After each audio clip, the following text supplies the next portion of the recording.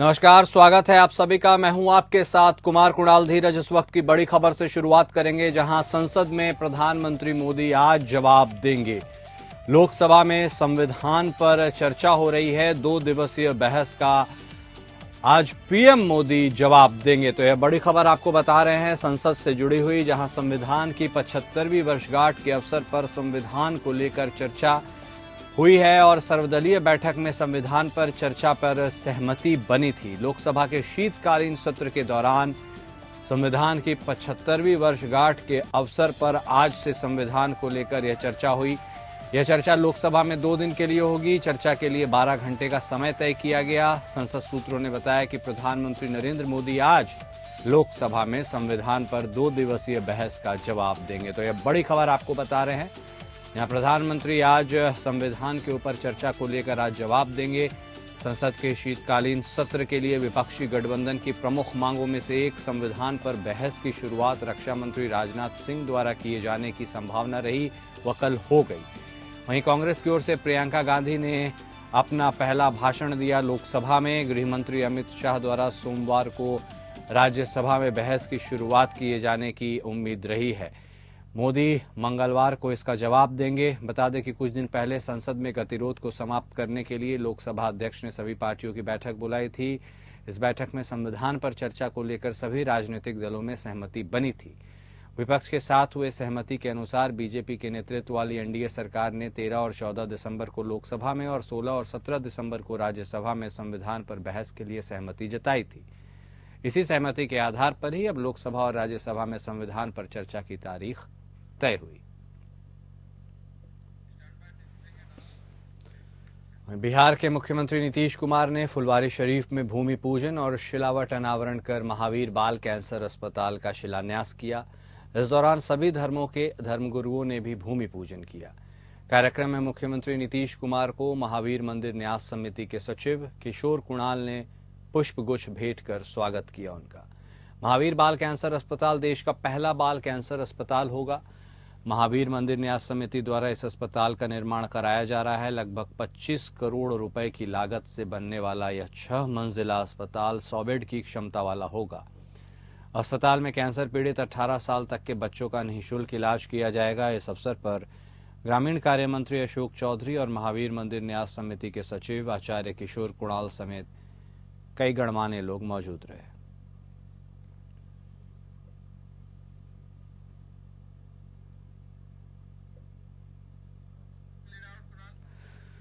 तो मुख्यमंत्री नीतीश कुमार ने पटना में इस कैंसर अस्पताल का शिलान्यास किया। इस अवसर पर उनके साथ महावीर मंदिर न्यास समिति के अध्यक्ष आचार्य किशोर कुणाल भी मौजूद रहे।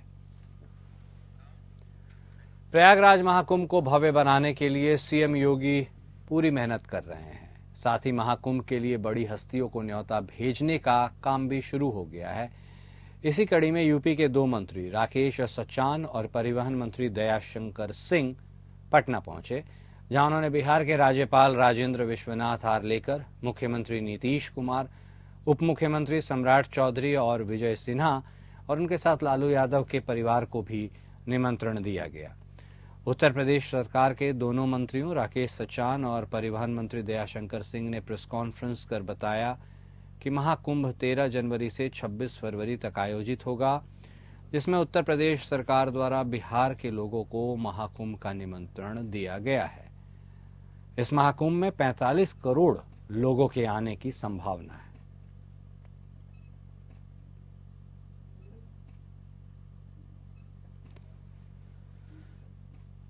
तो उत्तर प्रदेश के प्रयागराज में होने वाले महाकुंभ को लेकर लोगों को निमंत्रण दिया जा रहा है। गणमान्य हस्तियों को निमंत्रण दिया जा रहा है ताकि वो महाकुंभ में आए। इसी कड़ी में पटना पहुंचे हैं उत्तर प्रदेश के 2 मंत्री दयाशंकर सिंह और राकेश सचान, और इन्होंने पहुंचकर वहां के राज्यपाल यानी बिहार के राज्यपाल आर्लेकर, मुख्यमंत्री नीतीश कुमार, दोनों उप मुख्यमंत्री और लालू यादव के परिवार को भी इस बाबत निमंत्रण दिया है। आपको बता दें कि 2025 के शुरुआत में प्रयागराज में महाकुंभ का आयोजन होने वाला है। इसको लेकर उत्तर प्रदेश सरकार भी पूरी तैयारी करती हुई नजर आ रही है और अब चूंकि बहुत बड़ी संख्या में वहां पर श्रद्धालु और भक्त पहुंचेंगे, जिनकी तादाद तकरीबन 45 करोड़ या उससे भी पार हो सकती है, उसको लेकर वहां पर कई व्यवस्थाएं की जा रही हैं और लोगों को निमंत्रण देने के लिए भी सरकार के तरफ से मंत्री सभी राज्य, ज़्यादातर राज्य जा रहे हैं और वहां पर निमंत्रण दिया जा रहा है।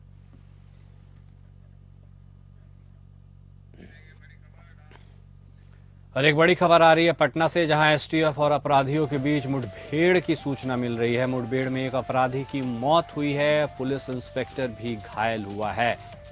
तो यह बड़ी खबर बिहार की राजधानी पटना से, जहां मुठभेड़ में एक अपराधी की मौत हुई है, पुलिस और अपराधियों के मुठभेड़ की यह खबर आई है।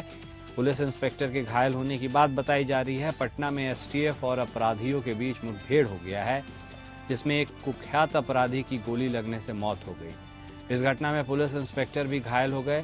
फिलहाल पूरा क्षेत्र पुलिस छावनी में तब्दील हो गया है। तो यह बड़ी खबर हम आपको बता रहे हैं पटना से, जहां पुलिस और अपराधियों के बीच मुठभेड़ हुई है। और इस पर ज्यादा जानकारी के लिए सीधे रुख करेंगे अपने संवाददाता मोहम्मद दानिश का, जो इस बीच हमारे साथ फोन लाइन पर जुड़ चुके हैं। मोहम्मद, क्या हुआ है और एसटीएफ और अपराधियों के बीच मुठभेड़ की यह घटना कैसे हुई? कौन था वह अपराधी जो गोली लगने की वजह से जिसकी मौत हो गई? पूरी खबर का ब्यौरा दीजिए हमारे दर्शकों को दानिश। देखिए कुणाल, सबसे पहली बात तो जो एसटीएफ को जो है गुप्त सूचना मिली थी कि कुछ अपराधी जो है कुछ बड़ी घटना को अंजाम देने के लिए वहां पर छिपे हुए हैं, जिसकी जांच में वहां पर एसटीएफ की टीम जो है बुलेट प्रूफ जैकेट पहन के वहां पर पहुंची थी। जैसे ही रूम के पास वहां पहुंचे तो उधर से जो है जो अपराधी थे वो गोली चलाने लगे, जिसमें एक एसटीएफ के इंस्पेक्टर को भी घायल हुआ, मगर उनका जान मतलब उस तरह से नुकसान नहीं हुआ। उन्होंने बुलेट प्रूफ जैकेट जो पहना था जिसके कारण उनको ज्यादा नहीं हुआ। मगर जो जानकारी मिल रही है, जो अजय राय है उन पर जो है बहुत सारे थाने में मामला दर्ज थे और ये गिरोह जो है वो ज्यादातर बैंक लूटने में काम करते थे। ये छपरा के रहने वाले हैं और ये ज्यादातर जो है ये लोग लूटने, कार लूटने, बैंक लूटने, ये सब बड़े बड़े घटने को अंजाम देते थे। फिलहाल उन पर वो जेल भी गए थे, फिलहाल वो अभी जमानत पर बाहर थे, मगर उनको पुलिस जो है वो खोज रही थी कि बहुत लंबे समय से। उसी की गुप्त सूचना पर जो है एसटीएफ ने ये कार्रवाई की। ठीक है, बहुत शुक्रिया दानिश आपका हमारे साथ जुड़ने के लिए और बातचीत करने के लिए। तो हमारे संवाददाता दानिश बता रहे थे कि किस तरह सूचना मिलने पर एसटीएफ ने एक जगह धावा बोला और वहां पर अपराधियों के साथ मुठभेड़ हुई। इस मुठभेड़ में एक कुख्यात अपराधी की गोली लगने से मौत हो गई, वहीं एक इंस्पेक्टर भी घायल हुआ है। हालांकि उसकी हालत नाजुक नहीं है, उसने बुलेट प्रूफ जैकेट पहन रखा था, इसलिए मामूली चोटें ही आई हैं, लेकिन एक कुख्यात अपराधी की मौत हो गई है। तो पटना से यह बड़ी खबर, जहां एसटीएफ और अपराधियों के बीच मुठभेड़ हुई है, इसके बाद पूरे इलाके को छावनी में तब्दील कर दिया गया है।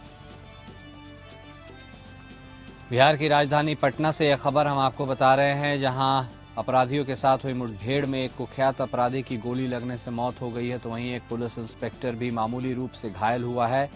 एसटीएफ और अपराधियों के बीच मुठभेड़ हुई।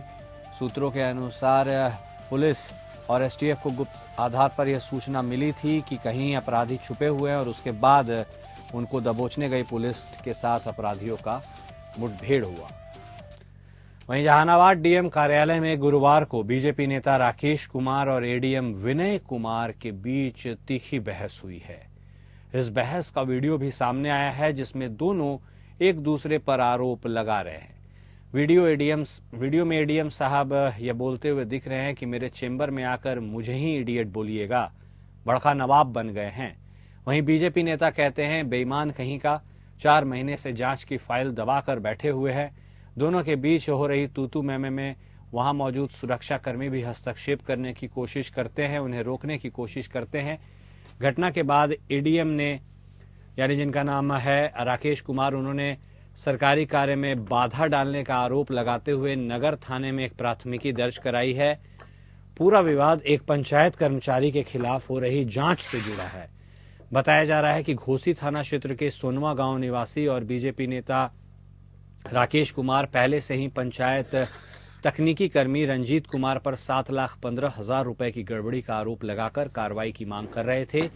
इसी मामले को लेकर एडीएम कुमार विनय कुमार इस मामले की जांच कर रहे थे और उसके बाद इस क्रम में भारतीय जनता पार्टी के नेता और एडीएम के बीच तीखी बहस का यह वीडियो सुर्खियां बटोर रहा है। आप देख सकते हैं कि किस तरह चैम्बर के अंदर एडीएम और बीजेपी नेता के बीच तीखी बहस हुई है और यह पूरा वाकया मोबाइल में रिकॉर्ड हो गया। सुरक्षाकर्मी भी बीच बचाव करने की मुद्रा में नजर आ रहे हैं, लेकिन दोनों के बीच खूब बहस हुई। साफ तौर पर यह बोलते हुए सुना गया एक दूसरे को कि आप एक दूसरे को रोक रहे हैं और उसके बाद किसी तरह इस मामले को शांत कराया गया। और इस बीच देहरादून से एक बड़ी खबर आ रही है, जहां आज पासिंग आउट परेड होगा। देश को 456 युवा अफसर मिलेंगे। तो यह बड़ी खबर उत्तराखंड से, जहां आज पासिंग आउट परेड होगा और 456 युवा अफसर देश को सुपुर्द किए जाएंगे। 35 विदेशी कैडेट भी इसमें पास आउट होंगे। हम बात कर रहे हैं आईएमए की, यानी इंडियन मिलिट्री एकेडमी की, जिससे पास आउट होकर देश को आज 456 युवा अफसर मिलेंगे। इसके साथ ही 35 मित्र राष्ट्रों के अफसर भी पास आउट होंगे। ऐतिहासिक चेटवुड बिल्डिंग के ड्रिल स्क्वायर पर होने वाली परेड की सलामी नेपाल के सेना प्रमुख अशोक राज सिगडेल लेंगे। इसके साथ ही शनिवार को भारतीय सैन्य अकादमी के नाम देश विदेश की सेना को 66,119 युवा सैन्य अधिकारी देने का गौरव जुड़ जाएगा। बड़ी खबर उत्तराखंड से और देहरादून से जुड़ी हुई आपको बता रहे हैं, जहां इंडियन मिलिट्री एकेडमी का पासिंग आउट परेड आज होना है और इसी के साथ देश को 456 युवा अफसर मिल जाएंगे मिलिट्री में जो अपना योगदान देंगे। इसके साथ ही 35 विदेशी कैडेट भी पासिंग आउट परेड में शामिल होंगे। पीओपी के मद्देनजर अकादमी के आसपास सुरक्षा व्यवस्था चाक चौबंद है। चप्पे चप्पे पर सेना के सशस्त्र जवान तैनात हैं। तो ये बड़ी खबर उत्तराखंड के देहरादून से, जहां इंडियन मिलिट्री एकेडमी में आज कैडेट्स का पासिंग आउट परेड होगा। झारखंड के मुख्यमंत्री हेमंत सोरेन ने देवघर के बाबा मंदिर में पूजा अर्चना की।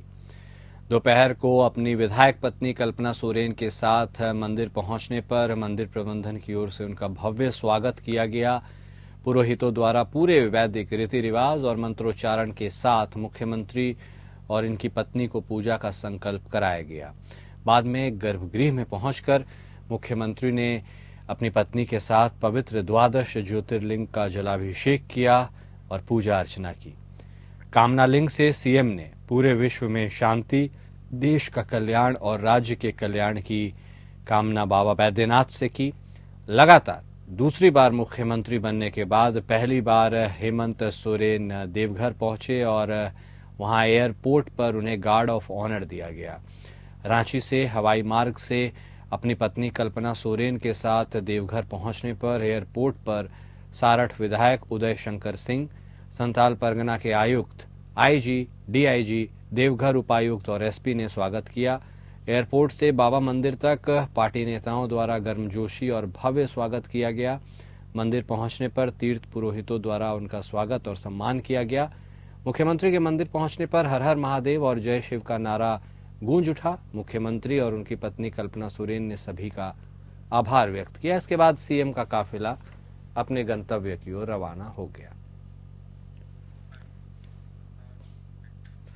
झारखंड विधानसभा के विशेष सत्र के अंतिम दिन राज्यपाल के अभिभाषण पर चर्चा हुई। इस चर्चा में भाग लेते हुए राज्य के पूर्व मुख्यमंत्री और बीजेपी विधायक चंपाई सोरेन ने हेमंत सरकार पर हमला बोला। अब आदिवासी मूलवासी लोगों के वास्तविक मुद्दे पर राज्यपाल के अभिभाषण में जिक्र नहीं होने के चंपाई सोरेन के आरोप पर कांग्रेस विधायक दल के नेता और पूर्व मंत्री प्रदीप यादव ने कहा कि सीएनटी, एसपीटी और अन्य आदिवासियों मूलवासियों के मुद्दे हमारा कमिटमेंट है। हर बात का जिक्र अभिभाषण में हो यह जरूरी नहीं है।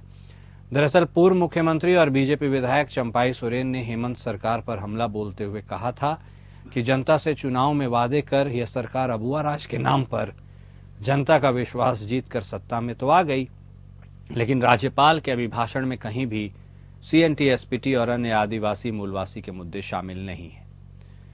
पूर्व मुख्यमंत्री और बीजेपी विधायक चंपाई सोरेन ने कहा कि एक तरफ सरकार सीएनटी, एसपीटी पर मौन है, दूसरी ओर राज्यपाल के अभिभाषण से साफ है कि सरकार गैर मजरूआ यानी सरकारी जमीनों पर बने आवासों को नियमित करने जा रही है। सरकार का यह कदम तो यहाँ के आदिवासी और मूलवासी विरोधी है। चंपाई सोरेन ने वर्तमान हेमंत सरकार पर जनता से किए वादे को पूरा करने से पीछे हटने का आरोप लगाया और कहा कि चुनाव से पहले बालू फ्री देने का वादा करने वाले लोगों को सत्ता में आने के बाद अब क्या हो रहा है। बालू को लेकर लोगों की धरपकड़ शुरू हो गई है।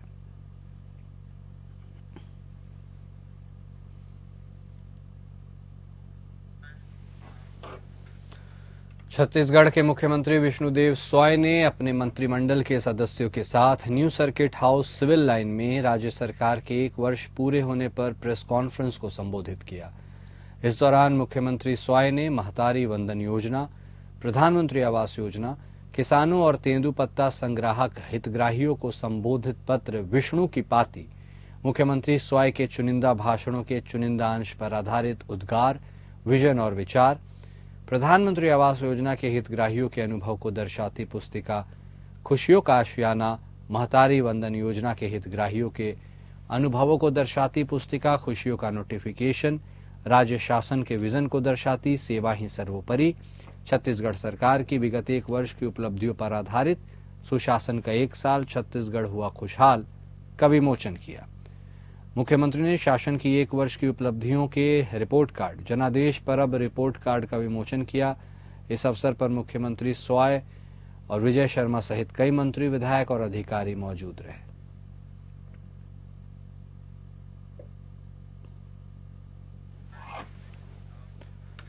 फरीदाबाद स्थित ओरिएंट फैन कंपनी में एक कामगार की लिफ्ट से गिरने के कारण दर्दनाक मौत हो गई। इस पूरी घटना का सीसीटीवी फुटेज भी सामने आया है, जिसमें कामगार लिफ्ट में माल लोड कर रहा था, तभी अचानक लिफ्ट चल पड़ी और वह उसमें फंस गया और लटकते हुए नीचे गिर गया, जहां उसके बाद उसे अस्पताल ले जाया गया, लेकिन उसकी मृत्यु हो गई। पुलिस ने लिफ्ट को सील करके जांच शुरू कर दी है। हादसे का कारण क्या रहा, इसके ऊपर जांच हो रही है। पुलिस के अनुसार मृतक का नाम अनिल थापा था, जो ठेकेदार के मार्फत यहां पिछले 6 महीने से काम कर रहा था। लिफ्ट में सामान ले जाने के लिए जब वह लोड कर रहा था, तभी अचानक लिफ्ट चल पड़ी और वह नीचे गिर गया। उसे ईएसआईसी अस्पताल लेकर जाया गया, लेकिन उसकी वहां पहुंचने पर ही मौत हो चुकी थी। जांच अधिकारी ने कहा कि फिलहाल लिफ्ट को और उस जगह को सील किया गया है। मैकेनिक को बुलाकर जांच करवाई जाएगी कि आखिरकार लिफ्ट अपने आप कैसे चला।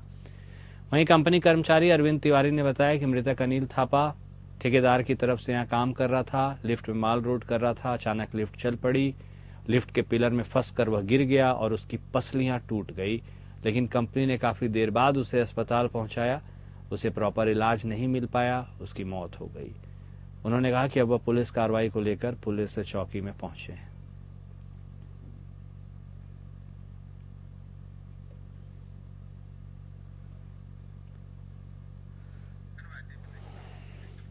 बिहार लोक सेवा आयोग की प्रारंभिक परीक्षा में जमकर हंगामा हुआ है। पटना स्थित बापू परीक्षा परिसर में पेपर लीक का आरोप लगाकर प्रदर्शन कर रहे कैंडिडेट्स में से एक को पटना डीएम डॉक्टर चंद्रशेखर सिंह ने थप्पड़ जड़ दिया। इसके बाद पुलिस ने बीच बचाव करते हुए कैंडिडेट को साइड में किया। हंगामा होते ही परीक्षा सेंटर में सुरक्षा बढ़ा दी गई। 2 थानों की पुलिस को आयोग के दफ्तर के बाहर भी तैनात किया गया है। इधर आयोग ने आनन फानन में बैठक बुलाई। बीपीएससी की 70वीं संयुक्त परीक्षा में 4,83,000 कैंडिडेट शामिल हुए। परीक्षा एक ही शिफ्ट में 12 से 2 बजे के बीच हुई। बापू परीक्षा परिसर में करीब 12,000 कैंडिडेट्स एग्जाम देने पहुंचे थे। यहां पर सबसे ज्यादा हंगामा हुआ, लेकिन पटना के डीएम जिस तरह से एक अभ्यर्थी को वह झापड़ मारते हुए नजर आए हैं, इसमें कई सवाल खड़े हो रहे हैं। प्रशासन की संवेदनहीनता की बात भी उठाई जा रही है। वहीं विधान परिषद सदस्य और डॉक्टर आंबेडकर महासभा के अध्यक्ष डॉक्टर लालजी प्रसाद निर्मल बस्ती सर्किट हाउस पहुंचे।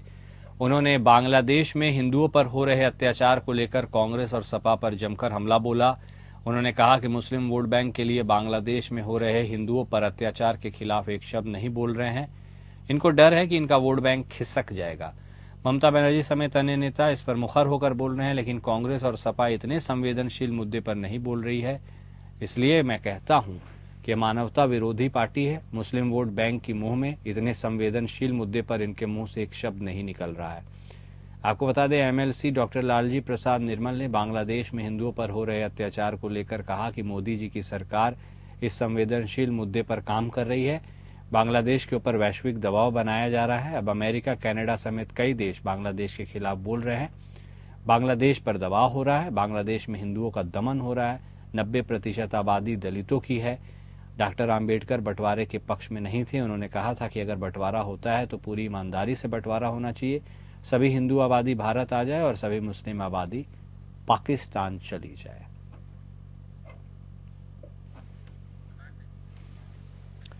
बस्ती जिले में हिंदू रक्षा समिति ने हरैया विधायक अजय सिंह के नेतृत्व में आक्रोश रैली निकालकर बांग्लादेश की घटना के प्रति आक्रोश जताया है।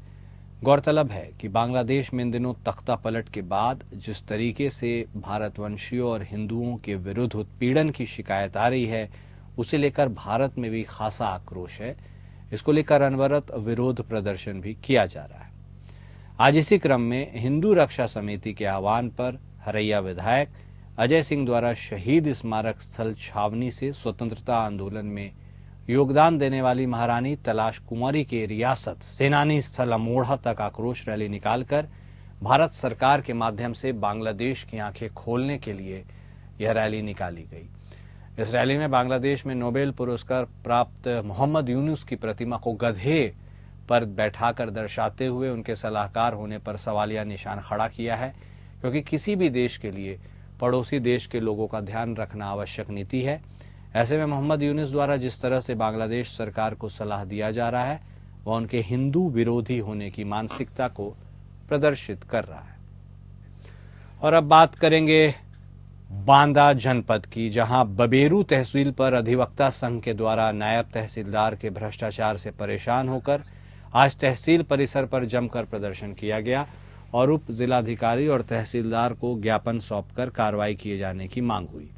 अधिवक्ताओं ने तहसील पर तैनात कमासीन और जम्मू नायब तहसीलदार दीपेंद्र कुमार पर भ्रष्टाचार के गंभीर आरोप लगाते हुए बताया कि जिंदा आदमी को नायब तहसीलदार के द्वारा मोटी रकम लेकर मृत घोषित कर दिया जाता है और मृत आदमी को जिंदा कर दिया गया है। परेशान अधिवक्ताओं ने तहसील परिसर पर जमकर प्रदर्शन किया। उप जिलाधिकारी और तहसीलदार को ज्ञापन सौंपकर कार्रवाई की मांग की। वहीं अधिवक्ताओं ने आह्वान किया है कि जब तक नायब तहसीलदार के विरुद्ध कठोर कार्रवाई और सुधार नहीं किया जाएगा, तब तक कमासीन व जामू कोर्ट का बहिष्कार किया जाएगा।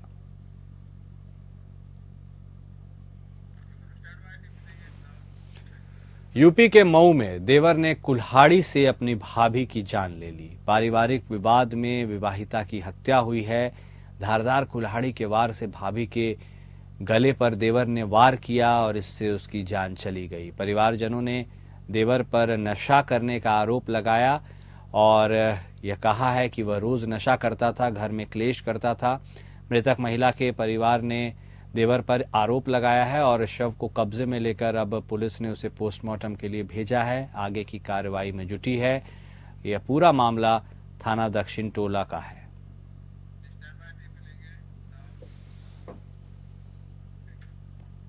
उल्लासनगर पुलिस थाने के वरिष्ठ पुलिस निरीक्षक विष्णुनाथा तम्हाने ने अपनी लगन और मेहनत से वेस्टर्न ऑस्ट्रेलिया के बिल्स्टन में आयोजित आयरन मैन स्पर्धा में शानदार सफलता प्राप्त की है। 1 दिसंबर को आयोजित इस अंतर्राष्ट्रीय स्पर्धा में 1700 प्रतिभागियों ने हिस्सा लिया। केवल 1100 ने इस कठिन चुनौती को पूरा किया। 56 वर्षीय विष्णु तम्हाने ने अपने 18 वर्षीय बेटे गौरांग तम्हाने और सहयोगियों विजय अनपट व संदीप पाचपुते के साथ इस प्रतियोगिता में हिस्सा लिया। विष्णु और उनके साथी इस चुनौती को पूरा करने में सफल रहे। हालांकि गौरांग को खराब मौसम के कारण बीच में ही रुकना पड़ा।